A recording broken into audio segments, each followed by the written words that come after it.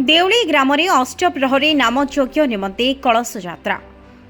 Sonpur blocker मलिकमुंडा ग्राम पंचायतर देवली ग्राम में मंगलवार दिन अष्टप्रहरी नामयज्ञ आरंभ हो। एथिपाई सोमवार दिन कलश यात्रा एवं अद्यवास कार्य अनुष्ठित होउछि। कलश यात्रा ग्रामर शताधिक महिला कुनिकुनि झियो माने सामिल होइतिले।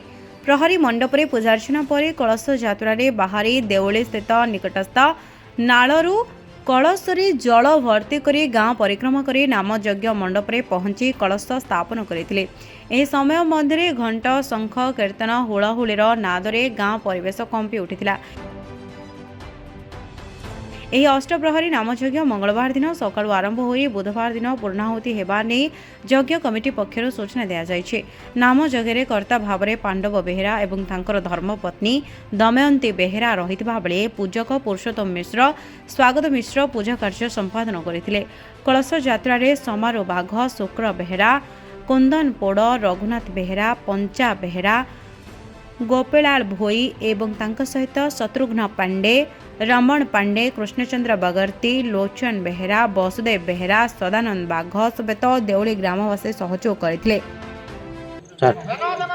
सुवर्णपुर जिला देवली ग्राम में आज होता अष्टप्रहरी नामयज्ञ आज कलश यात्रा आरंभ होती। काली आम अष्टप्रहरी नामयज्ञ आरंभ हम और 12 तारीख दिन पूर्णाहुति पड़ो।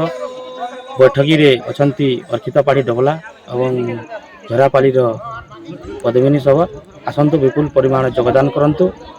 नामयज्ञ प्रभु का आशीर्वाद लाभ करंतु। मो ना रमण कुमार पांडे ग्राम देवली जिला सुवर्णपुर ग्राम नामयज्ञ अनुष्ठित होगा जाऊँगी।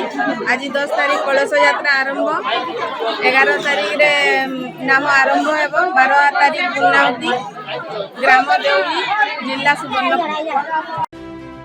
सुवर्ण जिल्लारू सर्जन कुमार पांडे रिपोर्ट संस्कार टीवी ओडिशा।